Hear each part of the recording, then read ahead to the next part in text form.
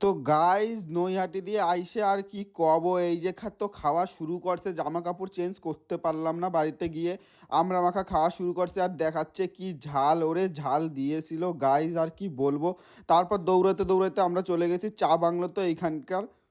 তো চা বাংলোতে আমরা ঢুকে গেছি, ঢুকে যাওয়ার পর আর তো তোমাদের কি কব, এইখানটায় এরা যা শুরু করছিল গাইজ, এরা যা শুরু করছিল আর আমি একা একা একদম পুরো পাগল হয়ে যাচ্ছিলাম। এ বলে যে না তুমি বাইরে দিয়ে কিছু একটা খাবার নিয়ে আসো, বলে কি না আমি যাবো না। তারপর দুইজন মিলে হাঁটা দিয়েছে, তারপরে দুইজনে না গিয়ে এই যে চলে এসেছে, দাদার একারে পাঠাই দিয়েছে। তারপর আমরা দুজন চা খাচ্ছিলাম, তারপর ওইদিকে আমাকে বলছে ওই যে পাশে দেখ দুজন নিব্বা নিব্বি পানা করছে। তারপর এদিকে দাদাও চলে এসছে কোল্ড ড্রিঙ্কস নিয়ে একটা। তারপর দেখলাম তো আমার ভাই কোথা দিয়ে আসলো সাইকেল নিয়ে রাজ্য জয় করে, ও এখন পড়তে বেরাবে, আমার সাথে আর যেতে পারলো না। তারপর দেখি এই যে এরা দুজন মিলে কোথা থেকে কুটনিপানা করছে আমাকে দেখে, মানে কি পিএমপিসি করছে আমার নামে। তারপর জানি না এদের মধ্যে কি কথাবার্তা, তারপর এই যে গেছে, তারপর ও আমাকে বলছে না না এইগুলো বলছিলাম তোর নামে, কিছুই বলছিলাম না। আমি তো জানি গাইজ আমার নামে এরা কি কুটনিপানা করে, কি কুটনি মানে কি কি বলতে পারে। তো রাজ্য ঘুরে প্ল্যানেট ঘুরে সব জায়গা ঘুরে আমাদের আর ঘোরা শেষ হচ্ছিল না।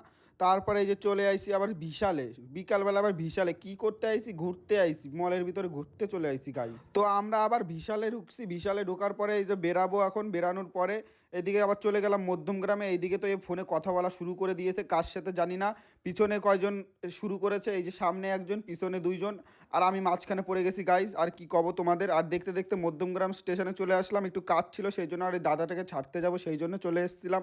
এত কষ্ট হয়ে গেছিলো সেই নৈহাটি দিয়ে আসার পর গাইজ। তারপর তো দিদি মাঝ রাস্তায় বসেই পড়েছে যে না আমি আর যাবো না এদিক। তো গাইজ আমাদের তো তোমরা চেনো না, রাস্তার মধ্যেই আমরা কমেডি করা শুরু করে দিয়ে আশেপাশে লোকজন সব দেখছে, আর দিদি দেখো কি বলছে, দেখলেই বুঝতে পারবে কি বলছে। তারপর এই সাইডে একটা ট্রেন চলে আসলো, আমি তো ভাবলাম যে আমাকে মনে হয় ঠুকে দিয়ে একদম চলে যাবে।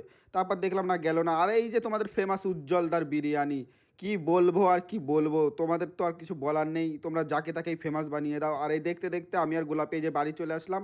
ও হ্যাঁ, তারপর কি বলবো, তারপর আমার বাড়ি আসার পর আমি আবার মেসোর সাথে ডাক্তার দেখাতে চলে এসেছি। আমার পায়ে তো কি হয়েছে গাইস তোমরা তো জানো না। তো ডাক্তার দেখাতে এসেছি, ডাক্তার তো দেখালাম, আর এত বড় একটা স্লিপ ধরিয়ে দিল, জানি না এতে কি কি লেখা রয়েছে ওষুধের, বাবা এতগুলো ওষুধ ধরিয়ে দিয়েছে এখন। তারপর ওষুধ নিচ্ছি, তারপর আবার বলছে যে মেডিকেলে ভিডিও বানানো বন্ধ, বাবা কি বলবো। তারপরে এই দেখতে দেখতে যে ওষুধ নেওয়া হয়ে গেছে, এতগুলো ওষুধ দিয়েছি, তারপরে যে বাড়ি চলে আসলাম। বাড়ি এসে এদের ছ্যাবলা ছিবলি শুরু করলো, এরা দুজন মিলে আমাকে যা মারলো গাইস, কি বলবো, এই বদলাটা আমার নিতেই হবে, যে করে হোক এর বদলাটা নেবো। তারপরে চাবির রিংটা একটা কোথা থেকে চাবির রিং নিয়ে এসছে, এই তারপর তো আমার বিশাল মাথা ব্যথা করছিল, তারপর বলছিলাম দে তুই একটু মাথা চিপে দে, আর এরা তো হাসেই মরে যাচ্ছে গাইস।